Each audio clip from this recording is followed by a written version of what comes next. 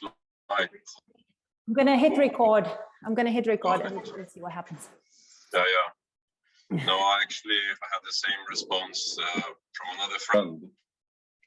Like she does a lot of like interviews with people, and then she had all these ideas.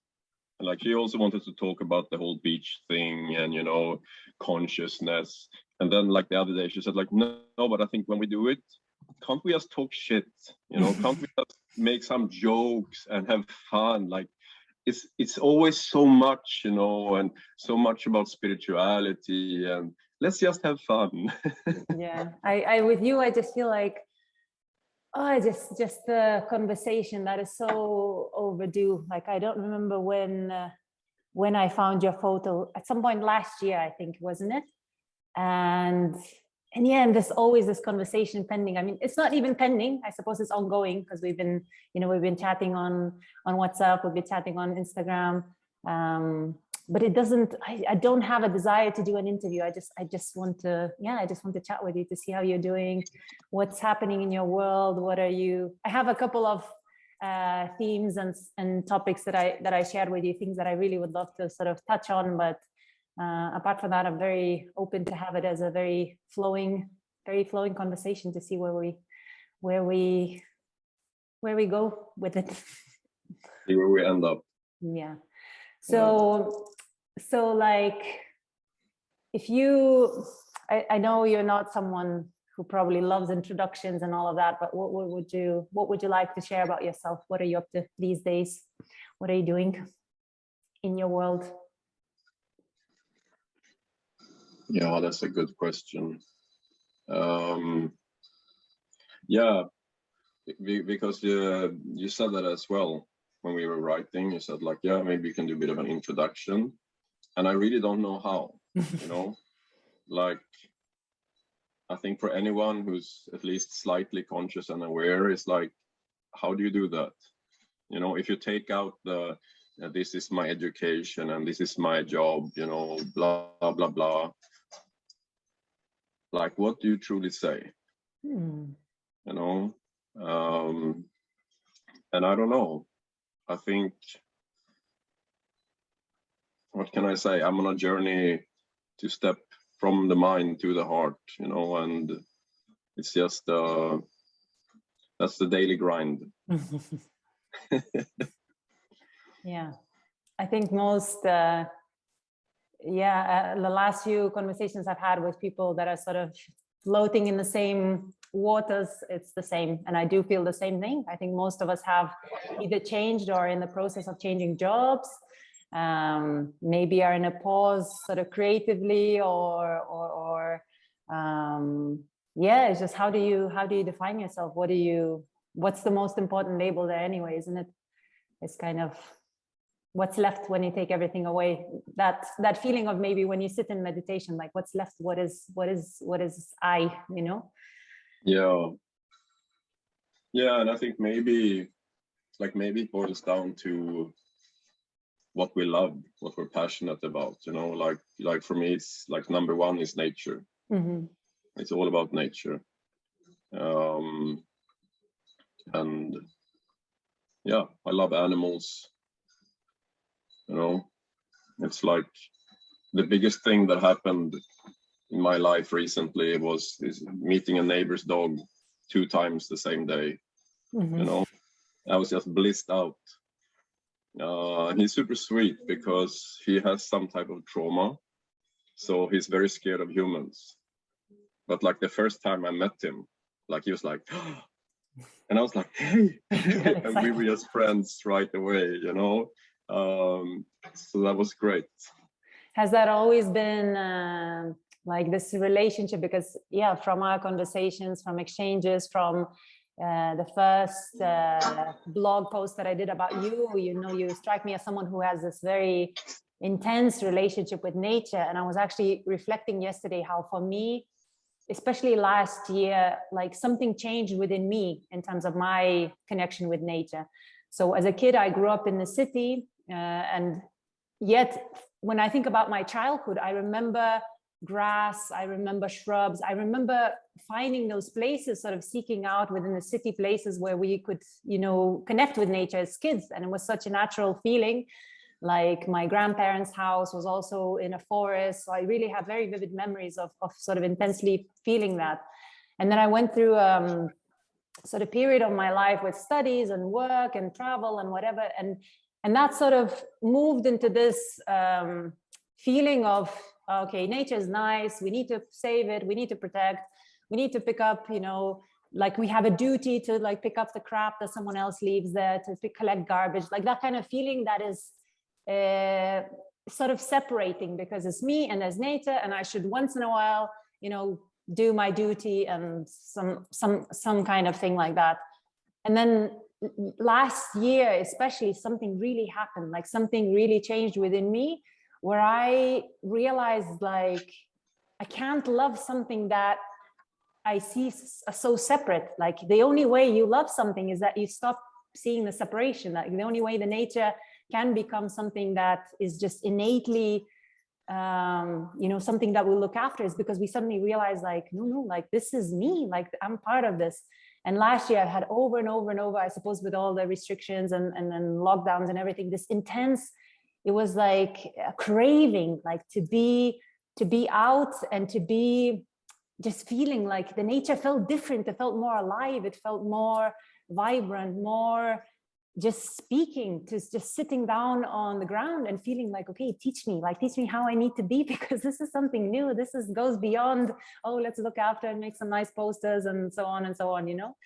And so I know that for you, this is something that is also very present. And I'm curious if this is something you felt your whole life, or is this more recent feeling, you know, this connection, this desire to be, to be connected with nature, to be part of it. Have you felt it as a kid, or you've come into it more recently? Yeah, it's an interesting thing. And actually, I went for a long walk around a lake recently, and we were talking about this with the connection with nature. And she asked me like why, you know, why do I have such a strong connection, and how can it be, and you know, how can others find it? And I think it depends a lot on also how your childhood was. You know, did you grow up, you know, close to nature, or did you grow up like in the middle of a capital, and your idea of nature is the little park? You know, because then I think it's going to be a bit more difficult to get there. But I mean, I grew up pretty much surrounded by nature. I mean, it was still a city, but very green, and there is like a huge forest and a big, beautiful natural lake close by. And I mean, I think it was different times then as well. Like it was safe. You know, I didn't ask my parents for permission. I went out into the forest, and I could be out there all day until I was hungry, you know. And I got taught, you know, how to make a fire, like collect little dry grass and leaves and sticks. And I got a knife when I was 6 years old. I was taught how to make a bow and arrow out of like juniper, you know, and it was a natural thing. Like yes, I had a connection to nature, because it's not like something you have to discover. Like you're born with it. You know, and everybody's born with it, but if you grow up in the middle of a big city, then you don't know that you have it, you know. But I think I did lose it to some extent during my life, you know, because there was a point in my life, I think I was around maybe 20, when I was so tired of being different. I just couldn't take it anymore. Like I had been completely alone my entire life. And then I think it's almost like I inserted myself into the matrix. And I was like, I had it. I remember I had really long hair back then as well. I shaved my hair off. I started being more like other people, going to parties, drinking alcohol, you know, like, yeah. going for some sort of career, numbing myself out. And then I lost that connection to some extent. I would still have a good connection with animals, but not, not that, like when you're in a forest. So I had to find my way back to it, kind of like I've seen it's quite popular, like on Instagram, like this, like rewilding, or and I think it's about that. Yeah. You need to become wild again and find it. How does someone begin that journey to rewild themselves, especially if you think about people who do live in the city, and maybe, like last year I think was quite intense for everyone, but especially like during the most intense part of lockdowns, I kept thinking about people in the cities. Like I just had this huge compassion of, just the intensity of that experience that it must have been to be stuck in your flat, for a month, like it was, for example, in Madrid, and with, like, for example, 2 kids, and I know how small the flats are in Madrid, and I know how, even if you were to leave the flat, there's nothing, not many places maybe to go to. And so for me, we had mountains nearby, we had a big garden. It was, we still had sort of relative freedom in all of that experience, but for me it was like how intense it must have felt to be in a city. And yeah, how can someone begin that journey to rewild themselves, especially if you are in a context of a big capital? And like, what would you do if you right now were in that sort of situation, maybe, or what has helped you in your steps towards rewilding?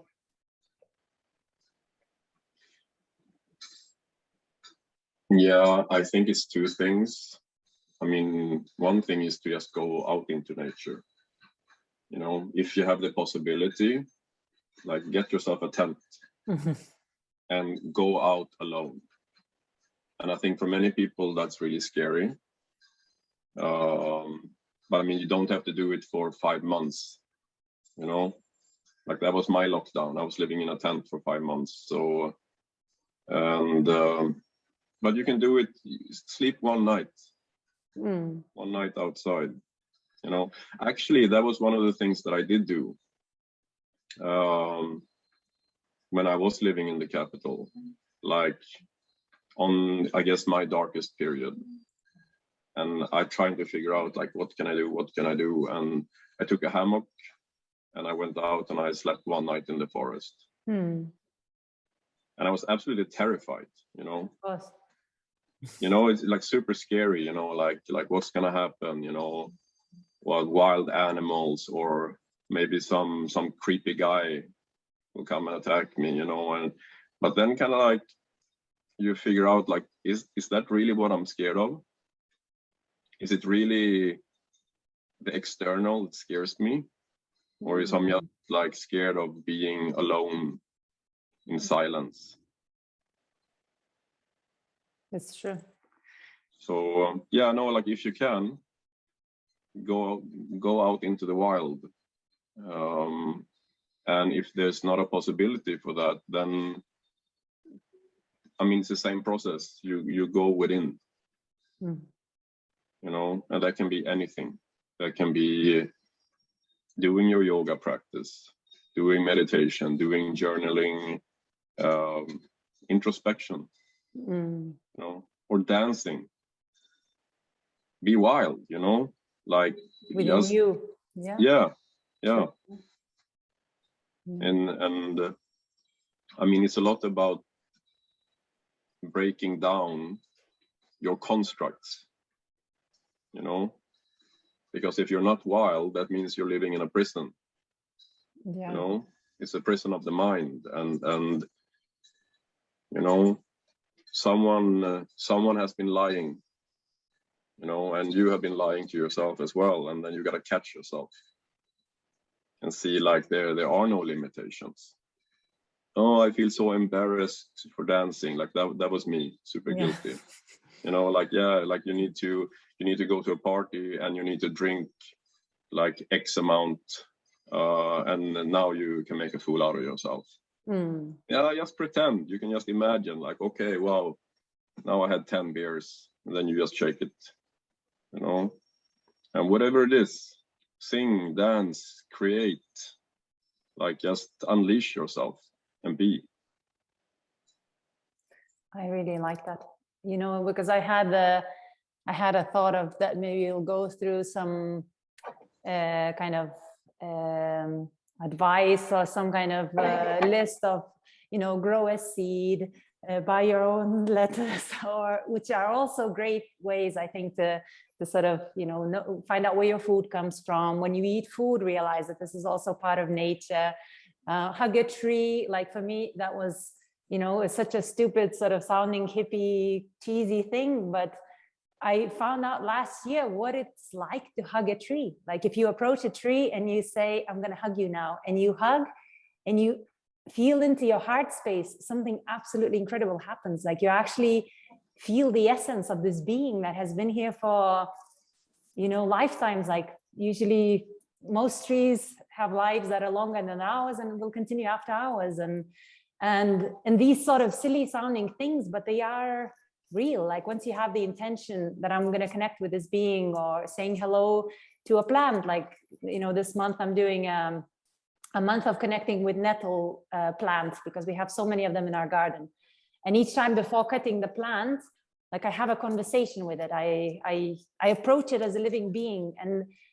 And once you, as you say, you break down that construct in your mind that, you know, it's so silly to talk to plants, or something really incredible happens. Like you actually begin to see that everything around you is having a conversation, and you can tune into it, and you can gain insights, and you can really be part of it, can sort of weave yourself back into this whole network, this whole fabric, you know, of nature.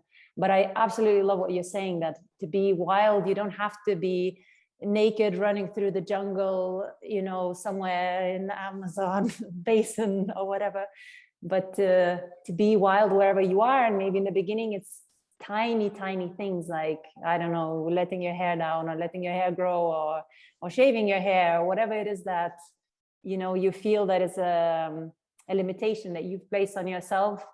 And we oftentimes use these external reasons, or external authorities, or external constructs, cultural, societal constructs, to limit ourselves by saying, well, you don't do that, or this is not, you know. And in every area, in every single area, there's that. How the babies are born, how we eat, how we express ourselves, how we dance, there's always space for a bit more rewilding, no? Yeah. What's your current, do you have any current rewilding? Where is your next sort of movement into rewilding? Is there something that you're still wanting to explore within yourself, or your current form of breaking down some of the internal limits? Yeah, I think because basically going into nature is like cheating. That's like finding a cheat code for a game, you know? I mean, it's so easy. Like that's how I started singing and dancing. In nature? You know? Yeah, if you go out into nature and you dance and you look like an absolute fool, nature is just gonna go like, yay, like this is the best dance I've ever seen, you know. And you sing to the plants, and they go like, wow, this is really good. professional singer, like that's so amazing, you know. It's kind of like singing in the shower. Yes. Compared to standing in front of a million people, you know.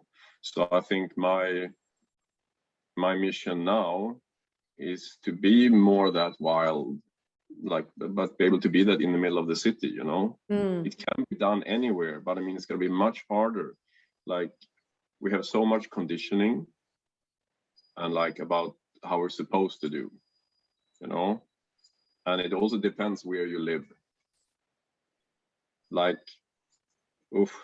being in Sweden, like here you behave in a certain way, you know.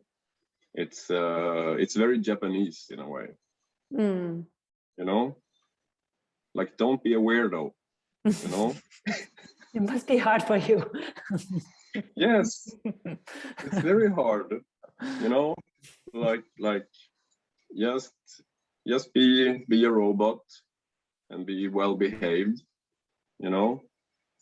Hey, how are you? Fine, thanks. How are you? Oh, I'm fine. Blah blah blah. You know, and then like you, there are so many unwritten rules on what environment you're in, you know. And I think it's one thing, like if you go to work, you know, like if you go into a business meeting, it would be very strange to run in there naked, you know, just like chanting. In most like places, I would say it's like that. I think like, okay, maybe you need to find like appropriate behavior. But the problem is that when it's an appropriate behavior for every environment you're in, like even if you go out into nature with a friend, and now still you have to be like kind of in a certain way, you know, a problem. Yeah. You know, where do you unwind? Where do you just unravel?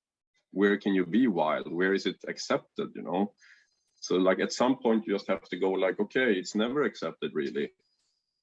Well, fuck it. Then I'll be the one that's gonna show you how it's done. You know, and I realized it the other day. I went to the gym, and this gym is very different. Like when I was in South Africa, everybody was grunting and screaming and high-fiving, and like I was like, yeah, you know, like you can just go crazy here, you know. Like I probably could have just undressed naked and run around there and people would just laugh, you know. Here now, it's like the music is so silent, it's soft, you know, and like people do their exercise and like you can't sneeze. If you sneeze, you know, there's gonna feels like the police is gonna rush in, you know, like that's inappropriate behavior, you know. And I was like, wow. And then suddenly there was like these teenage guys. And one of them was like, he started screaming. He's like, come on, you can do it. Like, ah. And I felt so happy. I was like, yes, you know, just go for it. But then, of course, you see everybody else like look at them and it's like, yeah, that's not acceptable. And, you know, someone needs to break the trend. Just be themselves, you know. I like what you said about the nature listening to us and applauding the concerts. I think that was also one of the puzzle pieces for me last year, also sort of being in nature, especially after the lockdowns and everything, and this realization that I remember going out for walks into the mountains, because we used to live very close to this big wild sort of national park, and walking and, you know, having the worst day, like leaving a house and having a headache and just wearing nothing presentable, not having brushed my hair, just feeling so horrible. And realizing suddenly how I was absolutely not judged. Like I was so perfect the way I was, you know, this feeling of being in nature and that it just absolutely couldn't care less that I was like that. Like I was just absolutely the only space where I felt, completely free to be whoever I was in that moment. And maybe because of that awareness, also that used to switch that, you know, in 20 minutes and half an hour being in nature, suddenly I wasn't so judgmental about myself and sort of going with that inertia of the non-judgment that the nature always has with us. I just felt always like it used to help me unwind. But I also think that there's an element there in how sometimes, you know, we judge ourselves as like, oh, humans are destroying the earth, we are the parasites of the earth. And I also realize that's another layer of like, you can't do that. If we're part of nature, you can't have that sort of mindset and expect that we will, you know, you can't shame yourself to loving, you can't shame yourself to behaving in a caring way. And I feel like that's, as a society, with all the current conversations about looking after nature, looking after resources that we have, that we share, that we really need to step up this game of like, can we do that through self-love? Like, unless we love ourselves, we will never be able to to reflect that in nature around us. You know, we will never be able to look after it if we're not looking after ourselves. It's all, to me, such a, even parasites, you know, if we want to, someone who wants to give that label on humans, even parasites have a very precise role in nature, what they do and what their role is and what they do. And I feel like these sort of labels are not helpful. Like, we as humans need to begin to love ourselves, and that's the only way that we can step up in our game of loving nature. Yeah, no, I think so as well. I mean, like, what is killing nature? You know, what is it that's doing it? Like, it's consumption. You know, like we just go out there, we chop down all the trees, and we take all the minerals, and then instead what we put in back is just lots of plastic in the sea, you know. And it's like, how do we change that? You know, like, because why are we consuming? Like, we always need something. There's something we're lacking, you know. Because, like you said, with the self-love, you know, if we have enough of that, you know, then what do we need? I mean, if I'm happy and content, if I find self-love and I find peace within, you know, then I don't have to buy new clothing every month. I don't have to be going this and there all the time, and I don't need new, like, technique stuff. I don't need all these things and gadgets all the time. You know, then all of a sudden, like, your one pair of shoes is fine. You start taking care of them, like, you clean them and you do whatever you need, and you start patching up your clothing or whatever. You know, and now I probably sound like a proper hippie, but you know, like, I mean, it's obvious to see where everything is going. You know, like, we're digging a hole under ourselves. You know, like, I mean, things are gonna collapse sooner or later. I mean, I think it's quite obvious. And I mean, you can see it on the economy as well. But, like, at least if you're fairly awake, like, there's a lot going on right now. And, you know,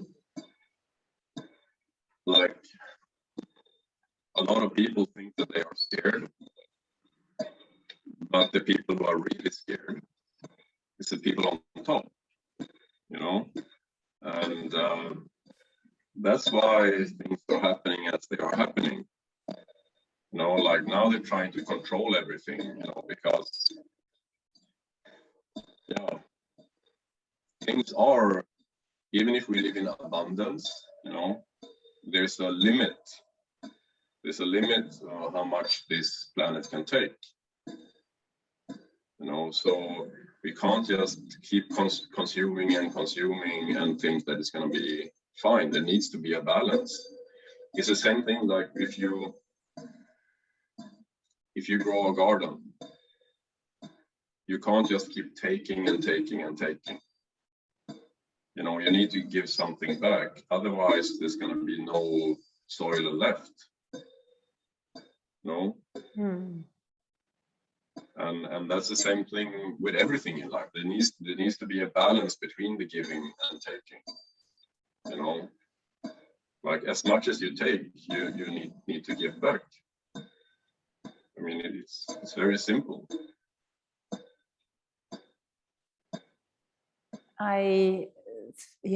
The fear subject that you touched, I was actually thinking about that recently. I think it's such a,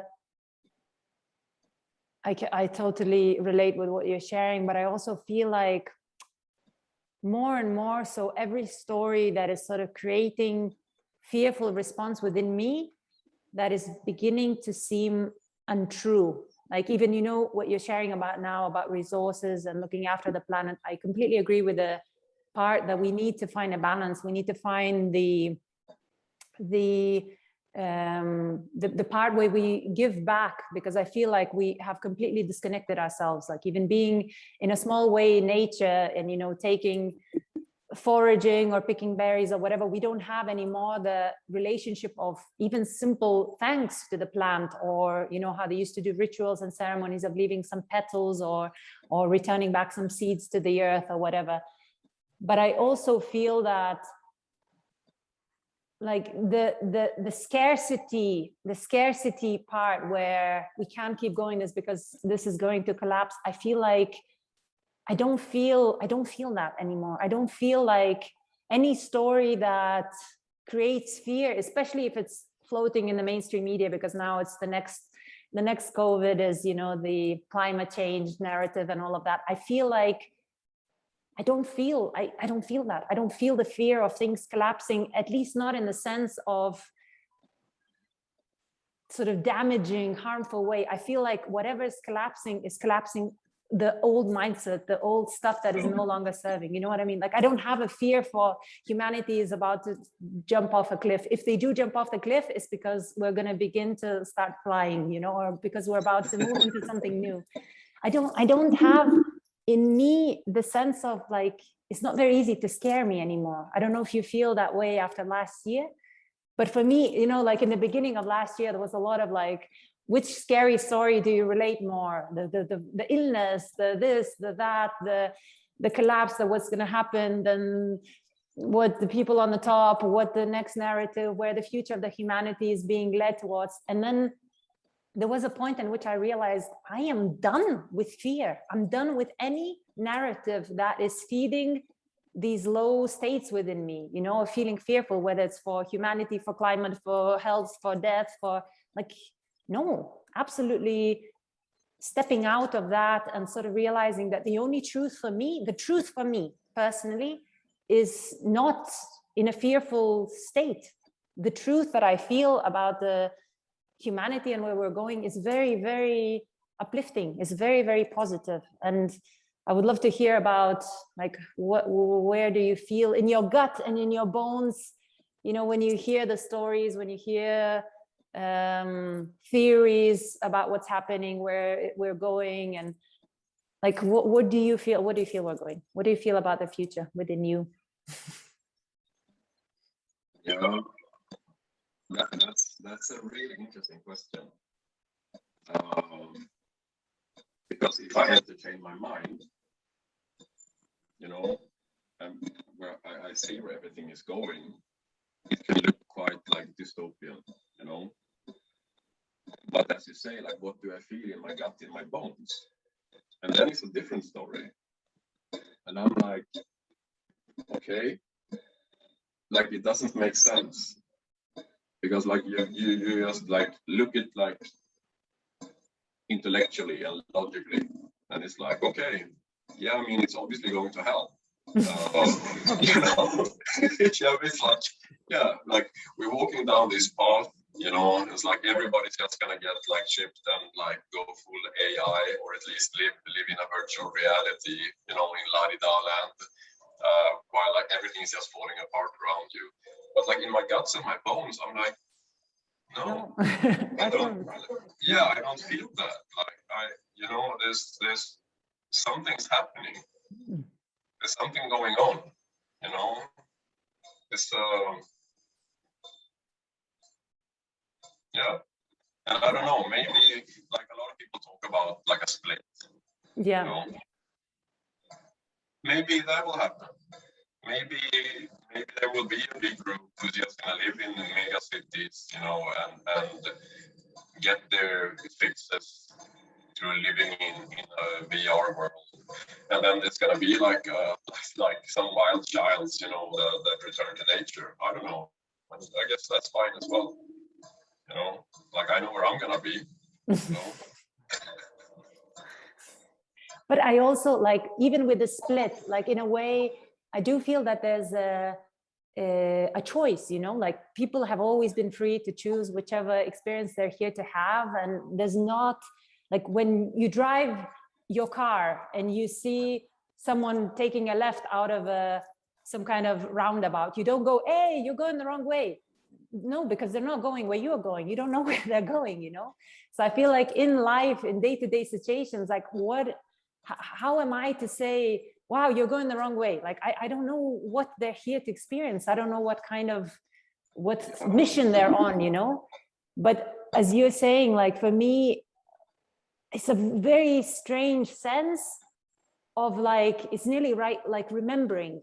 I feel like we've done this so many times. Like we've always somehow have come to this point, and then the humanity keeps going the very dark tunnel, you know, historically. Like if you look at at least some of the history that we know of, the events, you know, the very painful parts of history. And I feel like we come to this crossroads and then humanity sort of leans to that side. We come to the crossroads and humanity sort of goes with whatever the scariest story that can happen. And this time I keep having this whole last year and now this feeling of like, not this time, like not that I just know it. I know that this time I'm not here for that. I'm not here for some kind of, just not here for that. I'm here for a very, very different story. And I am so encouraged by the feeling that there's like hundreds of millions, maybe a couple of billion already of people who just are not here for that. They're not here for that. And so that means something else happens, you know, something else this time. And there's no way of putting it back in the box. This is the other feeling that I have. Like you can't stop what's happening. There's nothing. They can turn off the internet. They can, whatever. Like, there's no way. There's no way, because it's so advancing. I feel it within myself. I feel it within people that I connect with, advancing at such steady, meditated, unwavering. Yeah, we have our moments of ups and downs. Yeah, we have our days of wanting to stay at home and cry into the pillow, but we step back out and it keeps going, you know? Yeah, maybe it's like the dark night of the soul. Yeah. For the whole human race, you know, it's like all of a sudden you come to a pivot point. And you're like, that's it. You know? That's it. And lately, I know on a physical level, and in some contexts especially, is still not visible, because the physical always lags behind, doesn't it? Like if you have a thought, I'm going to write a book, in the mind, in the thought field, that book is already there because you spoke the words, I'm going to write the book. But in the physical one, you're not holding it in your hands. So there's always a bit of a delay in how things spring out. And so I feel like in the current sort of global reality, in a way, there's a delay that we still see things that are happening, but the vision that many people are holding in a very, very precise way, it's very different. It's very positive. It's very positive. I don't know. I feel like lately I've been having this phrase of like game over, it's finished, it's done, it's not visible yet, but it's done, you know. There's been a really, really big shift, you know, because like I remember I've had my ideas since I was about 13, and you know, back then when I would talk about things, like people thought that I was insane, you know, like literally clinically insane, you know. It's you know, like life is going this way and like I'm going here, and you know, like I'm talking about nature. I remember I read what's it called, the Celestine Prophecy. Yes, that book had a huge impact on me. Yes, as a teenager. To me as well. And you know, like I was like, wow, like you can live like this and you can live in nature. And I was talking to people about this, and they're like, you are some sort of completely deranged, like hippie communist, you know. And I'm like, what? No, man, I just want to be in nature. And then, like, you know, I don't know, a few years back, when I would tell people like what I believe in, Like all of a sudden, like you meet a lot of people and they're like, yeah, that's a good idea, you know. And I'm like, what? Like I'm used to everybody else saying that is crap. And now when you talk to people, like, and I can tell them my dream, and people go like, wow, that's my dream too. You know, like something Yeah, is happening. something is shifting. Yeah. When we talk about the split, the idea of a potential sort of split between humankind collectively having different experiences, I also feel like in some ways it's not necessary that we separate nature from technology and just kind of, you know, we go one side of humanity advances into this crazy dystopian world and then the other one moves into back into the forest and learns how to dress ourselves from animal skins again.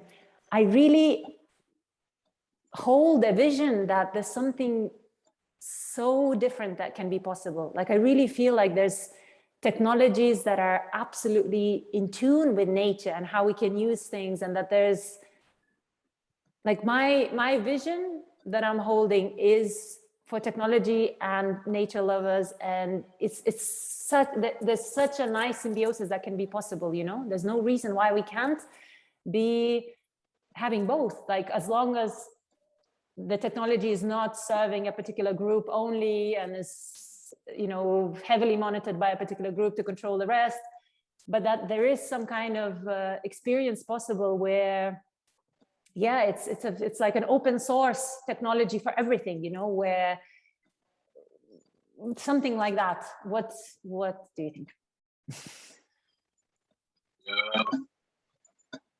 I can say, I want to say 100%, but let's say with 99% certainty that that technology already exists. Yes, of course. No, I'm just saying disclosed to all of us. Yeah, of course. You know, like a lot of people think that I'm a madman, but I think that that technology has been around for a long time. I agree. You know, but that's not beneficial to some. You know, but no, absolutely. And I mean, maybe not everybody will run around in animal skin in the forest, you know, and become friends with a wolf, you know. Like I want to do that. So I think that would be awesome. Like I would like my best friends to be wolves. But maybe some people want to live in the city, you know, and they want to have access to technology, you know, and maybe some people want to live sort of in between. Yeah. You know, and some people just want to be out sitting by a fire, drumming and singing. And I think we can have everything. We just need to have the like sustainable technologies. Yeah. Yeah. I do feel like you can have both. You can have the wolves and a piano that plugs in, and you use your electricity and your Instagram, you know, to share an amazing conversation that happened around the fire. Like there's no reason that it has to be only one or the other, and the only way to wholesomeness and balance and health is through completely removing yourself out of any sort of technological or scientific advancements. I do feel that this is more of a shift from which interests it serves, because if that's also not in balance, if that technology is also sort of runs on very selfish motives, then it skews everything else that it comes in contact with. You know, it interferes with nature, interferes with our bodies, it interferes with our health, with animal health, with everything. But I do feel that once that technology, that intelligence that is within technology can be aligned to work sustainably, to work in the network, to work with us, I do think that there's some amazing things that can happen for health, for nature renewal, for nature, you know, yeah. No, but I mean, I think so as well. Like one very simple solution would be to just like recycle and reuse everything. You know, all of a sudden, like you know, every piece of scrap, you know, like you said, like you see something on the ground, you pick it up. You know, like we don't throw anything away, like nothing ends up in the ocean. Like it's recycled. you know, with some technology that's so efficient, you know, that is actually 100% recycled. You know, so we don't have to like keep like taking from nature all the time. And probably different materials that we can use. You know? And like I don't have the answer to that, but I think there are people who have the answer to that. And I think that technology exists. You know, we just need access to it. I want to talk about your photo, Dave. That was for me, it's quite a defining moment of last year, having found your photo. And I know maybe for you, it's like, I have a feeling you sort of underestimate the impact that the photo that it had for many, many people. Because you're kind of seeing it from your perspective. Okay, someone took a photo, okay, got sent a little bit around media or social media, went a bit viral, some people contacted you, but on an individual level, and I can't speak for anyone else, I can speak only for myself, it had such a defining moment in my year, because last year, as the way things were going, and as yeah, some really dark moments, and sort of watching the space and watching what was happening, and fearfulness, and in my own belief system, and all this big transformation, and finding that photo was a very very symbolic. Like, it was a very very hopeful, but also very clear that like this is how it's done. Like this is how, just moment by moment, like keep coming back to this. Like this, for me, that was the message that I got from seeing you on that beach, surrounded by, you know, the police. And I've shared with you before, but for me, this is going to be like when I'm an old lady sitting in my fire, surrounded by this amazing nature balancing technology that we will get to eventually. I'll be sitting this and reflecting on, wow, you know, 2020, the year of the big human awakening, or whatever it was. That image for me is always going to be something that, like, this helped me come back over and over again. Like, every time that my mind would go into something fearful, it's like, okay, this is it. This is how you go within, you center yourself, you come back to just this moment, to this connection with nature. You know, in the case of the photo, was you on the beach, to nature within, to feeling free within. We talked about rewilding yourself within, being wild within. This is the freedom within. You know, you're surrounded by police, we're in the middle of lockdowns, but you are free. Like in that photo, there's nothing stopping you. There's nothing. And so for me, that photo has such a strong impact, and it continues to. And I'm really grateful to you for that moment, and for, obviously, we've continued conversations with you, and it's been wonderful. But I wanted to know, what did it change for you? What impact did it have for you? What do you feel about it now? It's probably been 6 months or a year since that photo was taken. What are your thoughts? Well, my thoughts. I mean, like, it didn't, I mean, for me, it didn't change anything. You know, I woke up the next morning and I made a cup of coffee, you know, and it was the same day again. You know, it's like, yeah, the sun is shining, okay. Well, I mean, it did change some things. It was very strange, you know. I went for a little morning walk, like I usually did, and all of a sudden there was like people bowing and wanted to shake my hand, and like that was very, very strange, you know.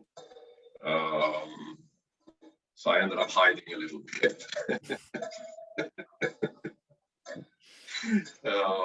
But I mean, otherwise it didn't change much, you know. It led to some interesting meetings, you know. I guess that's, you know, like, that's how I met you, you know. That's how I got to know the photographer, you know. which was like that was really amazing. She had printed out the photo, and she just wanted to give it to me, you know. And she's like, "Yeah, I'm gonna give it to you." You know, and I was like, "Can I buy you a coffee?" You know, and then like 2-3 hours later, like we just sitting talking about everything, and like, you know, really getting to know each other. So, and I guess, yeah, I mean, that has impacted my life. You know, new connections.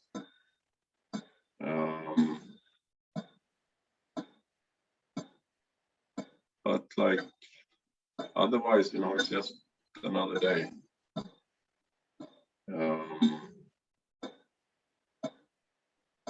But I'm very moved by like what you're saying, how you felt about it. And I mean, there's been lots of people writing me, and how they feel about it and how that has impacted them. So then it has like a ripple effect. I find that very beautiful, you know, like, because I have met a lot of people that sort of put me on a pedestal, you know, and they come, they want to shake my hand, they're like, "Wow, you're such an amazing guy, like I wish I was like you." It's like, what are you talking about? I'm such a regular guy, you know, like all I did was a bit of meditation. Like anybody can do that, you know. And I try to explain and also say like, yeah, that was me on a good day, you know. Well, we all have our ups and downs, and we all get the chance to do what's right in the moment, you know. Then you're just gonna have to decide. But then there's been a lot of people contacting me as well, you know. They feel very empowered and like they found strength from it to do what's right, you know. And yeah, I find that beautiful. Yeah, I guess we never really know how far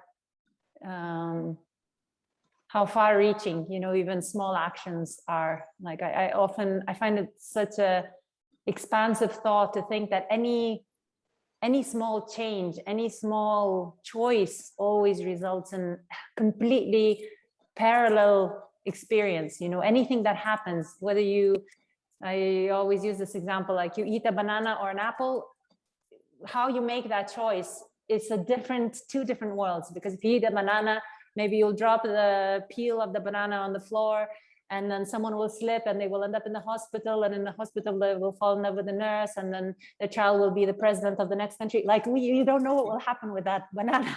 If you eat an apple, maybe you'll throw down the you know, the remains of the apple. There's going to be an apple tree that will grow out in 30 years.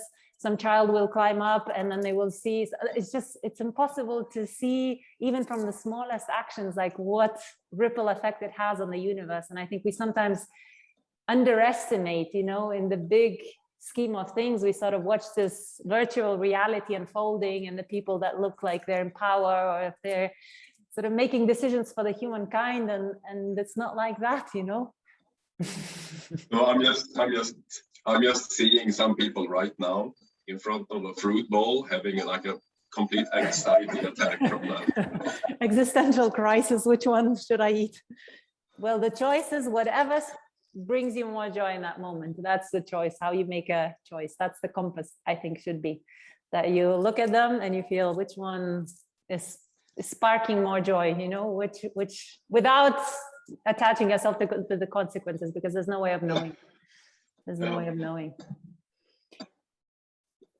So where do you feel the greatest impact can be in this fabric of the universe, in the current transformation, in the current great awakening of the humankind? Where do you think we should place our attention? What should be our focus? Where do you find you look for most meaning, for biggest impact in your day-to-day life I know you had mentioned to me before how you would love to be on the front lines, whatever that even means, but where do you feel you can have the biggest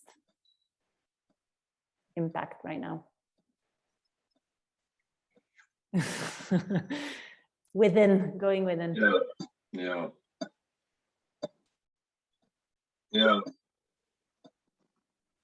To every day be conscious and aware and be present, you know.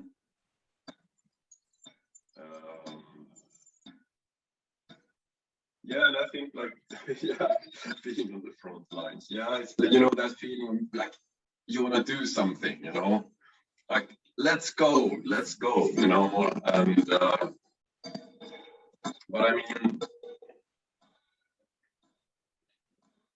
I think the big shift, like it's probably not gonna be done on the front line, you know.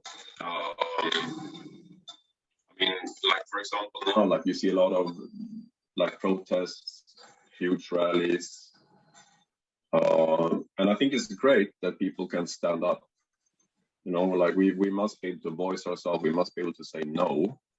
But I think if anything, like those rallies is where you meet other people, and then the actual work, you know, like it's done on a day-to-day basis.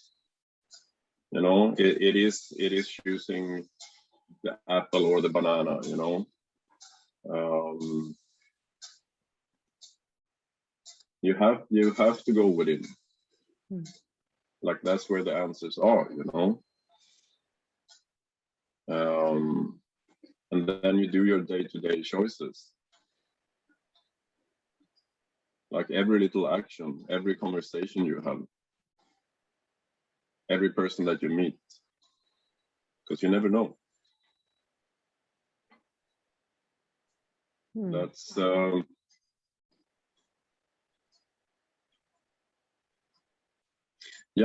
it reminds me, like you say, like we never know what we do, what it means, you know. We don't know who we are impacting. You know, like our conversation now, like you said you're recording it. Yeah, and that means like we don't know who's watching this. Maybe it's going to be the big problem solver who just needed to figure one thing out, and maybe there's one thing in our conversation that's going to help that person. And I think the biggest thing I've done in my life, you know, that for me makes the beach meditation looks like nothing. It was the first time I went to SA. I met a guy, really, really sweet guy. Like he was troubled, but he was a really loving, caring person. Like someone, like such a beautiful heart. But he had trouble figuring out his way in life, you know, and he ended up using hard drugs. Like that's how he escaped. That's how he coped. And it ended up with like his family just disowning him.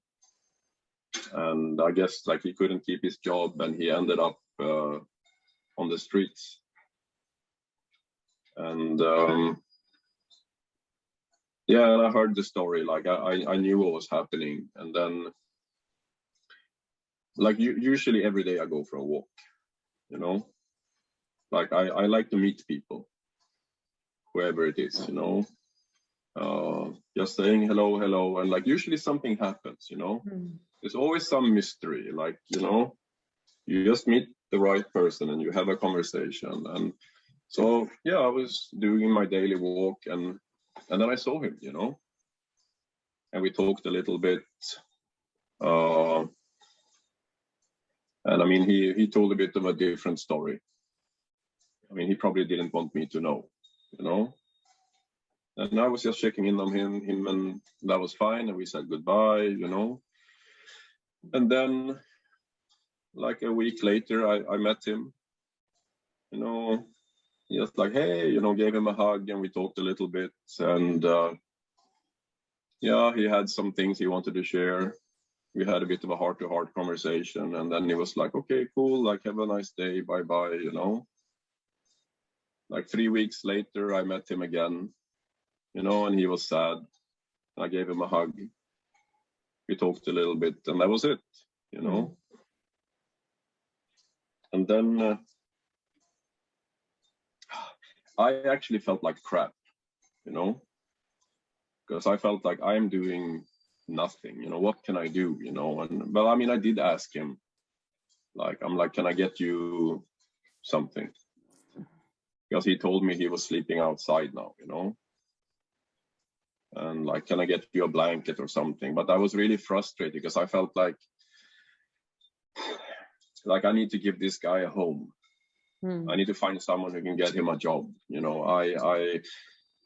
And I was beating myself up for like doing nothing. And then later, when I had gone back to Sweden, like many months later, he sent me a long voice note. And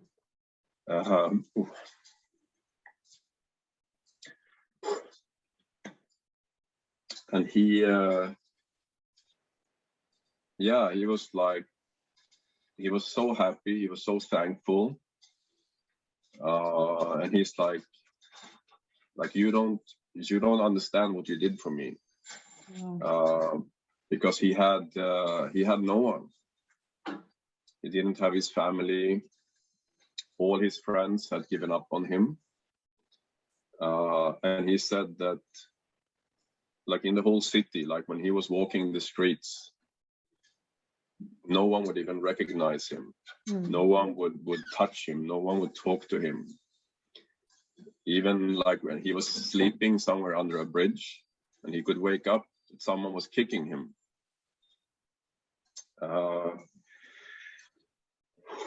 And he basically wanted to kill himself, you know. But he had felt hope by meeting me. You know, that he would get a hug.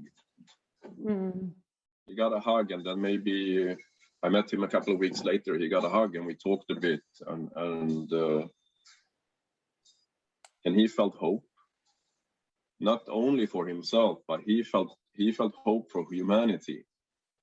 That there are people who care, you know, because he also realized, you know, it's not only this guy, you know, there's other people. There are people like this in the world who cares.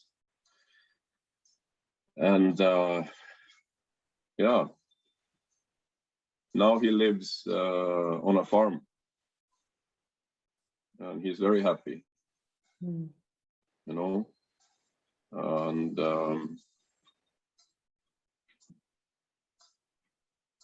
I think it's the smallest things, you know. You say hello to someone, and then there's a few more words, and you bring your best, you know, and that can change the world. Even if we never find out how it happens, or exactly. And I mean, now I did find out. Yeah. He told me, you know, there was a happy ending, you know, and yeah, I got to hear that. But imagine how many things we have done in our lives, and we have no idea. We have no idea the impact of that. You know what, I was listening to you, had two sort of things that came up to my mind. One of them was a story that happened last year during the summer of these quarantines or whatever. I got a letter from someone who's a distant relative, a part of our family that emigrated to the US during the wars and whatever. And he got in touch. We had been in touch about maybe 10 years ago last time. And he got in touch with scans of letters that he had from his mother. So his mother, when she left Lithuania, he was still, I can't remember if he was a baby or he was already born in the immigration. I think he was born in Lithuania, and then his mother left with him and his sister. But so he contacted me with these scanned letters that he had from his mother exchanging letters with her love, who stayed in Lithuania because he was trying to build a house for them. And because he grew up in the US, he couldn't read these scanned Lithuanian letters. And we spent the whole summer going back and forth. I was doing the translation from this really old sounding Lithuanian dialect from back 60s, 50s. And this incredible exchange of someone who was really in love with this woman who emigrated to the US with small kids and then eventually had health problems, and she ended up dying in the US. And it's a beautiful story, the way they exchange things and the way they talk to each other. Very, very moving, especially to read, a man expressing his love, like in that time, the way Lithuania was, and calling her my little angel. And it's very, very beautiful language. But I was also reflecting like, wow, this man back in the 50s, he has passed away since then. He was in love with this woman. And there's this story where he's writing a letter with his pen in his little village somewhere in the middle of Lithuania. Like, he had no idea that 70 years later, some distant relative of his would pick up the letter, do this high wire Wi-Fi exchange between the two countries, do the translation, send the letter back. We would have this huge dialogue about the family history, about the roots, about the connections, exchange photos. I did some post on Instagram, I think, about this, like shared with more people. Like, yeah, like think about, back in that, like, it's incredible, isn't it? To think of like just this one small object that a man took a piece of paper, wrote a little note for the woman that was to be sent in private, just to share about his feelings. And then suddenly 70 years later, that letter is still vibrating in this universe. We are talking about this. Some man in Sweden is finding out about the, I find it so incredible. And the second thought, as you were speaking, is also this, seeing people in protest, seeing people in meditation, seeing people and having conversations about how do we change things. I do feel like what we're in is a little bit like, when you see the battle scene at the end of the movie, and there's this elf on his horse fighting some big goblin or dragon, and there's a king fighting with another sordid being that is something else, and there's a kid that runs and he's carrying some water and he trips over the rock and he spills the water, and then there's a big some kind of winged creature that is attacking something else. Like, so much going on, and each fighting, doing whatever else.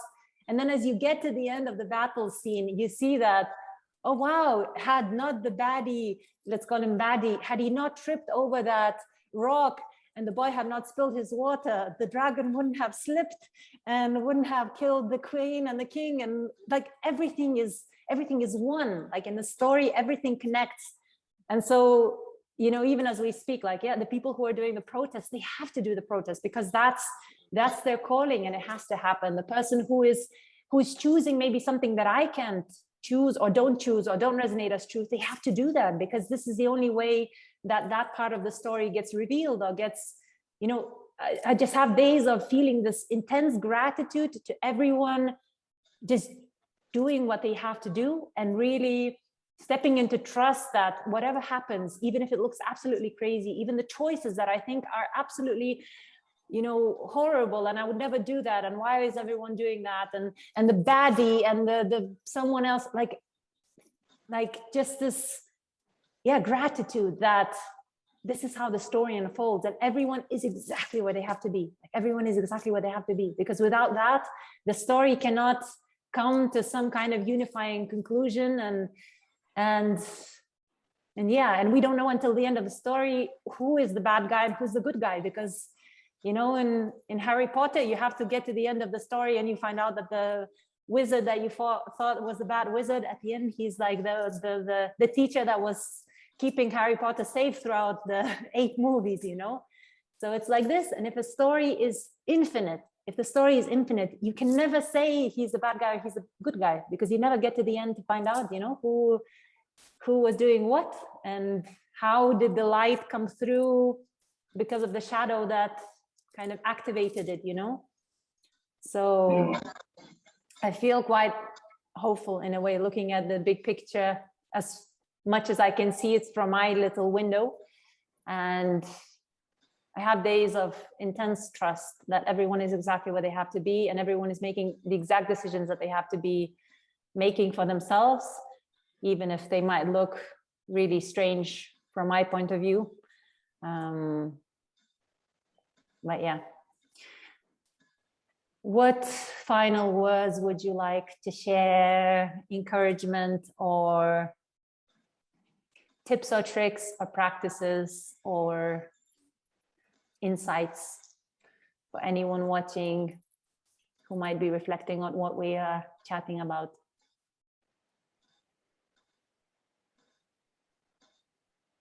To explore. You know, to go on the wildest adventure of your dreams, you know.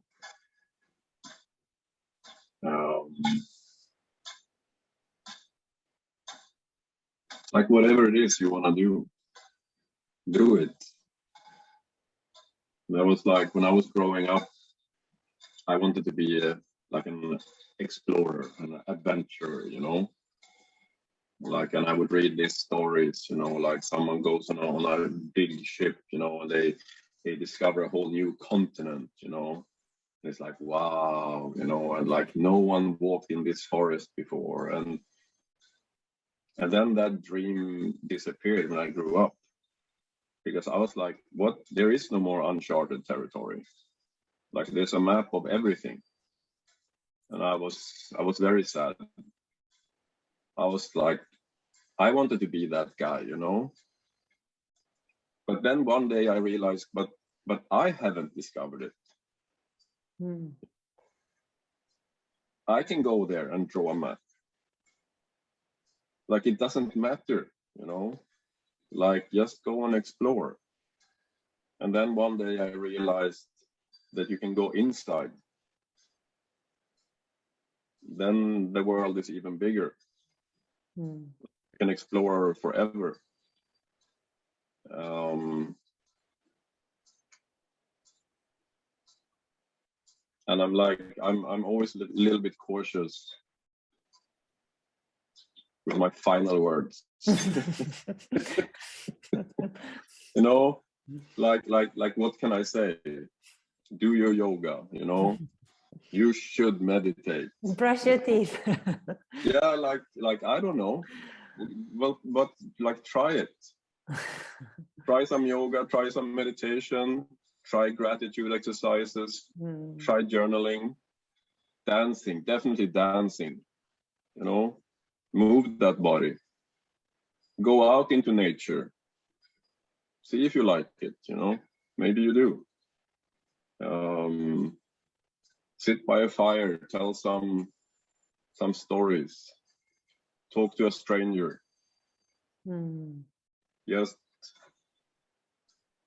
Just be you. Yeah, that's my advice. Be you and find out who is that, you know. Maybe it's not who you think it is. Allow yourself. Be silly,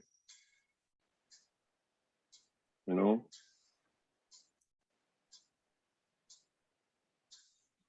Yeah, be you.